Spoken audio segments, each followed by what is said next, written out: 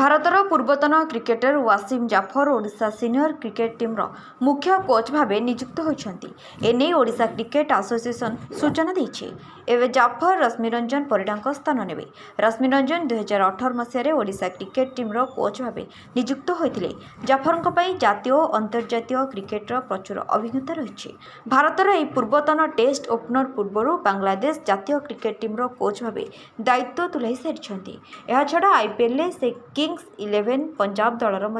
Batting coach रही आछंती। प्रथमे सबू इलेक्ट्रोनिक्स मीडिया और प्रिंट मीडिया बंधु को स्वागत करुच्ची। आपन जो क्वेश्चन पचारे वासिम जाफर को कहीं आम सिलेक्ट कलु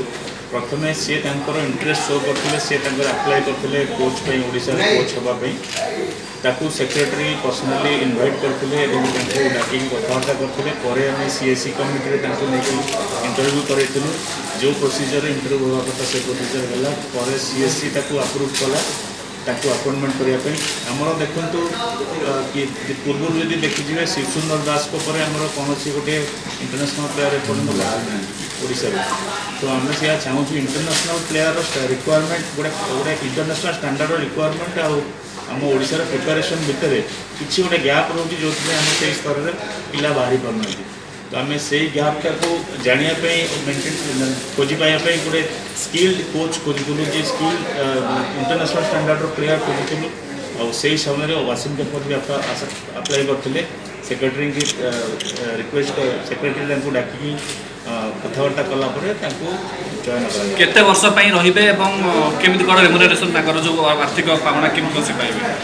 रेम्युनरेशन तो फाइनेंस कमिटी पड़ो जब अप्रूव न होती तो फाइनाल होनी से पर कथा आगामी 2 वर्ष कंट्राक्ट कराई 2021-22 और 22-23 कंट्राक्ट सुरत कौन लैक हमर ओडिशा क्रिकेटर जो माने थिले रणजी क्रिकेटर देवाशीष महांती मतो शिवचंद्र दास मतो रविचंद्र मतो सेमान को कौन लैक कला कि इंटरनेशनल क्रिकेट एमान को काई Odisha apart from Odisha cricketer को अन्य क्रिकेटर मानु काई देखो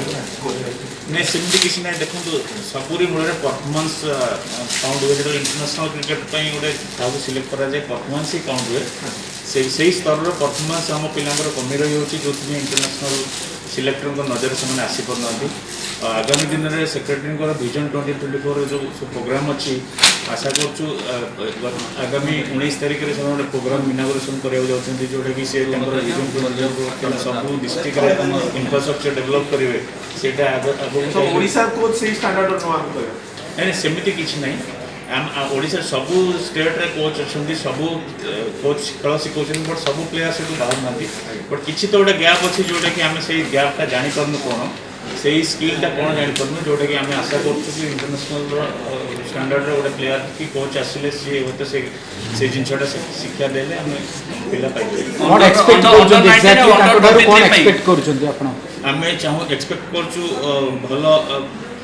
प्रोसेस प्रोसीजर से केमती को प्रोसीजर पिला प्रैक्टिस करेंगे भल से मोटिवेशन करेंगे मेंटरिंग करेंगे से स्टैंडर्ड केमती प्रेशर हैंडल कराए से इंटरनेशनल लेवल पिला से जिन शिखेबे से जो आम सब डिस्ट्रिक्ट मान कोच सब जो अपॉइंटमेंट है से ट्रेनिंग देवे कोच डेवलप करेंगे आगामी दिन में आम भल क्रिकेट हम बोली आशा करूँ ना सी पर्यंत सी प्लान करना सी आसला प्लान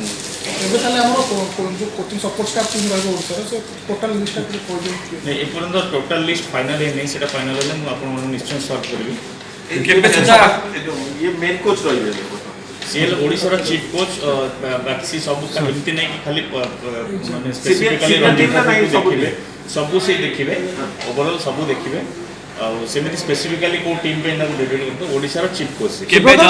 जेहेतु आसी रणजी ट्रॉफी सीजन एथर कौन आशा करोडिशा क्रिकेट एसोसिएशन आशा सब समस्ते पॉजिटिव करती भल करने चेष्टा करें से आम जमी क्रिकेट को प्रिपरेशन करूँ लास्ट ईयर एवं भी जमी प्लान करूँ जोटा कि डोमेस्टिक सीजन स्टार्ट कर 25 जुलाई भावी जब सरकार को परमिशन आसे जो प्रोसेस आम स्टार्ट कर भावुँ निश्चित रिजल्ट भल हम बोली आशा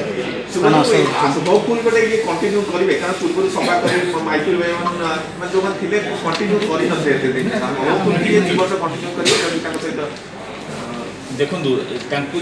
सब जिन सब ठीक ठाक है निश्चित कंटिन्यू कर आम तो आनीचु 2 वर्ष कंटिन्यू करने आम तो केवे विदा करने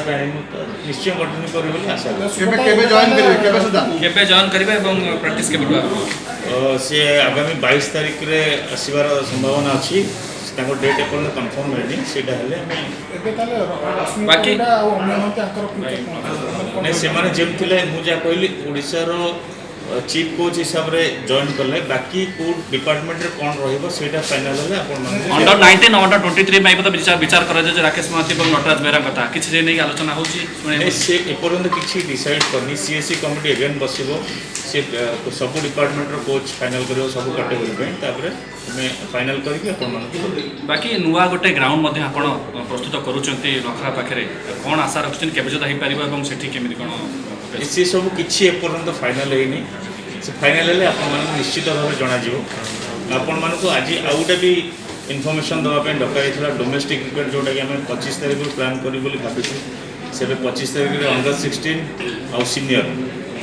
दीटा कैटेगरी मैच करू सीनियर जो आम इंटर क्लब करथिलु अंडर 19 23 और सीनियर पिला मिक्स करके जो टीम करथिलु सेही परफॉर्मेंस बेसिस रे हमें सीनियर इंटर डिस्ट्रिक्ट करू अंडर 16 डिस्ट्रिक्ट सेपरेटली करू जोटा कि कटक भुवनेश्वर 17टी ग्राउंड हवा जाऊँ वोमेन भी आम स्टार्ट करूँ कारण आपने जानते बीसीसीआई मैच बहुत जल्दी स्टार्ट होती सेप्टेम्बर या पूर्व रजिस्ट्रेशन क्वारंटाइन ये सब देखा गला अगस्त 31 सुधा हम क्रिकेट सारी आपण राज्य सरकार को पत्र लिखिथिले अनुमति पई अभ्यास क्रीडा अभ्यास पई किछि रिप्लाई मिलला जदी न मिले कोन केमति करिवे व्यवस्था प्रिपरेशन ए पर्यंत किछि रिजल्ट मिलिनी बट आम सेकंड प्लान भी रखिछु सिलेक्टर मान सहित कथा हेतलु जदि इंटर डिस्ट्रिक्ट कंडक्ट न होइबला सिलेक्टर मान को कहूछु से माने गोटे इंटर क्लब परफॉर्मेंस रो बेस्ट टीम गोटे सेकंड प्लान हिसाब रे बाहर करि रखिबे जदि सेमिति वे ताले रणजी मैच पूर्व अभ्यास पिला मानक केमति हबो कोड व्यवस्था विकल्प व्यवस्था करूछु राज्य सरकार अनुमति न मिलला कोड विकल्प व्यवस्था कर रणजी पे प्रस्तुत पिला माने केमति देखो जदि कोविड पई सेमति किछि स्ट्रिक्ट जिस रहिला निश्चित भाव में सब स्टेट सफर कर आम स्टेट भी से बाद दिलनि बट आम चेष्टा करूँ बहुत कम ग्रुप रे पिला डाकिकी प्रैक्टिस तो सरकार अनुमति देइछन्ती मैं छोट छोट ग्रुप रे डाकिकी प्रिपरेशन इंडोर प्रैक्टिस करे हमर सचिन तेंदुलकर इंडोर हॉल अछि से प्रैक्टिस केबेटर भाबुचंती आरंभ हो कना नवंबर रो आरंभ होछि आपनकर अक्टोबर अक्टोबर 25 टेंटेटिव डेट रखिछि जदि अप्रूवल देला इंडोर डिस्ट्रिक्ट हो नले 25 रु छोट छोट ग्रुप रे हम प्रैक्टिस